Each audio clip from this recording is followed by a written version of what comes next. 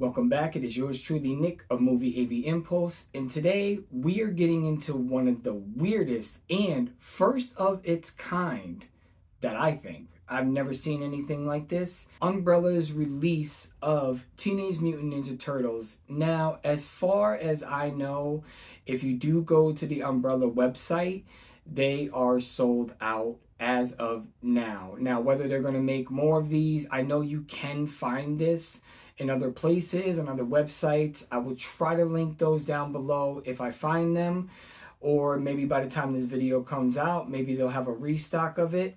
But when I seen this Teenage Mutant Ninja Turtles Stanko vision, it immediately piqued my interest. And as soon as I found out about this coming out, I made no hesitation, bought it on the spot, didn't care how much it was.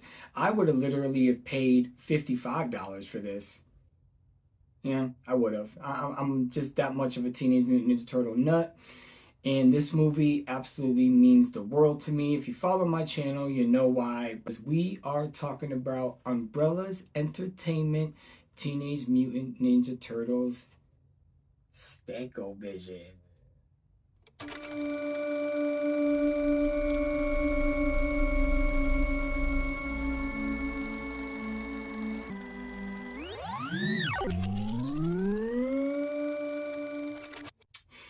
Teenage Mutant Ninja Turtles Stanko vision. First, I would like to say, as far as Umbrella Entertainment goes, I absolutely love their box sets. This is the first movie I've bought from their website, but I will buy more, that is for sure. When it came to this, I just had to have it. Like I said, I pre-ordered it, and I was so interested to see like what kind of thing that they were going to put together with this. So let me do a quick unboxing for you. I'll never be as quick as Tony is, but I'm going to show you what came with it. I already have the inside artwork turned over. So basically here is the front of the slipcover, and then you got your spine, which it just says Stanko Vision, Teenage Mutant Ninja Turtles, Scratch and Sniff, the cinema experience, and then on the back it just has the original movie poster. This was the first poster that was like everywhere. I mean, I remember seeing this on every single cinema. So when you slide it up, you will have the case will be just exactly this, and it'll have that in the front. I decided that I was going to turn it over because I actually preferred the inside artwork a little bit more, and it's just a picture of all the turtles in their costume and the creators. So I really do enjoy that, and I like that. The only one issue that I had is that my case, I don't know if this is with everybody, it could have just been under the heater for a little bit too long, because they do have to put these through a heating process, but it's a little wrinkly. So it kind of made the picture kind of settle in like that. Let me take out the Blu-ray here. I think the Blu-ray has some very interesting artwork. And then what you do get with this, which I find is very interesting, you get your scratch and sniff card, and then I'll flip it over if you want to pause it. It'll show you like all of the different stank things that they have. So if you want to pause it right there and just check it out. Yeah, that's pretty cool. And then it also came with this really cool poster. And it's just basically the slipcover, but I will be hanging this up because I just think it's such a cool looking thing. And I also do want to try to find a one sheet or somewhat of a replica of course, the original poster. But I just find that so cool. I love that Umbrella did this. I think it is really awesome. So I'm definitely going to be hanging that up. And like I said, the inside of it, well, this is technically the outside, but that's what it looks like. If you want to pause on that real quick. And like I said, because of the way the plastic film is on here, it is kind of wrinkly, and I was a little upset about that. But I mean, there's not much, you know, that they could have really did about that. Like I said, I think it just went under the heating process just a little bit too long, and it kind of makes, you know, back in the days when I worked at Blockbuster and Hollywood Video, we used to have to put the previously viewed. We had like this little shrink wrap machine, and then you had to take a blow dryer and heat it to tighten it up because it was always loose. So I kind of understand the process, and it did get a little wrinkly, but it's not really a big deal. I can always just get another one. Now, do I think that there are some situations where this was a missed opportunity? Absolutely. And let me explain why. I'll show you some screenshots while I'm talking about it. The first thing is the only special feature there is on here is a little documentary of Behind the Shell. But what does separate this one from my original Blu-ray Teenage Mutant Ninja Turtles I had back in I think it was the mid 2000s that it came out at Walmart. I did have that standalone copy. I gave it away because I knew that this one was coming in, and I knew that this one had both the Stanko Vision version and then the original without the little icons. This does have a 5.1 DTS HD remaster, whereas the other version, because it came out in the mid 2000s, it only had a true Dolby surround. So the surround is an upgrade, and I did put my receiver in DTS-X, which kind of simulates a little bit of a more Atmos type of feel. There is one thing that always bugged me about Ninja Turtles, and this was on everything. I remember seeing it in the cinema. I don't think I paid much attention to it because I wasn't a reviewer or a big movie buff back then. I was only 8 years old when this movie came out. But I always noticed, even with my DVD and my Blu-ray copy, and even in this Blu-ray copy, I will show you screenshots. And Andrew, maybe you can help me out with this because you've dealt with so much in making movies, directing movies, and I just want to know why this only pops up on some scenes. There's always been a little weird discoloration on the right hand side of the screen. It's on my DVD, and I also remember it being on my Blu-ray copy that I had previously before I gave it away, and it always just bothered me. Now I'm wondering if it was just a certain reel that the negative had something like this on it, and because these guys were literally when they made this movie, they couldn't see out of those costumes, so everything had to go off of memory. So I don't think they had very many reels to lose out on, and when they noticed this, maybe it was too late to do anything.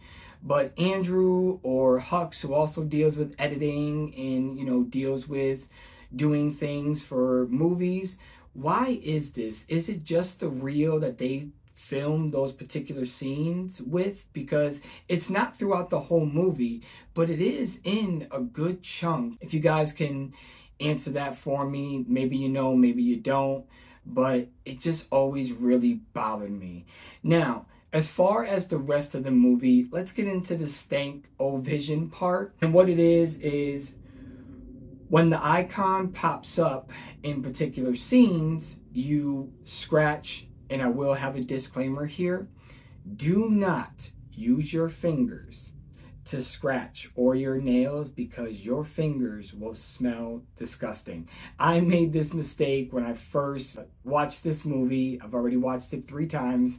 I was like, oh my God, my fingers smell. So what you want to do is grab yourself like a little nickel or something like that, something with not a rough edge, and lightly scratch the surface on the card. These little icons pop up, and the smell, some of them are not bad, but there are some, like in particular, I believe it was number 1, when you first get a smell into the sewer. Oh my God, I was just like, woof, like it was strong, very potent. The 1 through 9 is how many scratch and sniff scents you get. And I really feel like they could have like maybe used it more than once in certain scenes. And I know that to some people, it's probably like, oh, well, you're not going to want to scratch it every time you see the icon. But they really had to stretch it out, and they only picked certain things to scratch and sniff with, And some of it was a missed opportunity. Like, for one, I know the pizza scene, when they're in the when Mike and Donatello are waiting for the pizza to arrive, that's when they want you to scratch the little pizza icon. And it really did smell like pizza, a little bit more of a tomato smell than, you know, like that cheese aroma as well. But it's still, that one smelled really good. I didn't mind that one. Also, as a little bit of a disclaimer, there wasn't a scratch and sniff for April. But it was really cool. But they missed the opportunity because I feel like when they first took the pizza to the layer, that's when they should have put the scratch and sniff icon, because then you would have had like a little bit more of the cinematic feel rather than them waiting for the delivery to come. That they should have took that opportunity to have you scratch, smell the pizza, so you could have kind of really been embraced with them, you know, really enjoyed the smell of the pizza with them. One of my favorite scenes that did have the scratch icon, which I thought was hilarious, there's two of them. One of them is when Casey Jones puts the like muscle relaxer on April. They have you scratch and sniff and it smells like icy hot. I thought that was like really cool, and they did it right at the good moment, like right when they needed to. And then the other one is when they're all meditating, trying to see if Splinter's still out there. When they're at the campfire and they're all meditating and Splinter appears in the fire, the little icon pops up, and it was like the perfect moment for it. So I really enjoyed that part of it too. But like I said, there was more times where I feel like every time they went in the sewer, I would have, if I would have saw that one icon, I would have been rubbing it and smelling it, because it's just the experience. And especially if you want them to have that cinematic experience with you, you should have used some of the scents more than once. Now, some scenes, like when they're putting the icy hot on, obviously that's a one scene shot. The scene where Shredder gets, you know, mutilated in the trash truck, there's a, you know, little scratch and sniff for that, and that one smells the worst. But that was another part where you could only use that once because there wasn't much trash, you know, anything to do with trash at that point. I think that that's the only time where I really felt like there was a missed opportunity for that. But as far as the, you know, quality of the Blu-ray itself, like I said, there are those certain scenes where you always, right on the right-hand side of the screen, and I know it's not my TV or my Blu-ray player because I love my Blu-ray player, my TV. I can't wait to get an OLED. OLED or a QD OLED are just the best way to experience movies, hands down. I really wanted to highlight that this Blu-ray transfer does look a little bit better than the one from Walmart way back in the day, and it's way better than my DVD. Now, a lot of people are asking, do you ever get rid of your DVD copy that you have? That is right here. All this has for special features is the theatrical trailer. Same with this does have the theatrical trailer, and then it has the behind the scenes, like I said.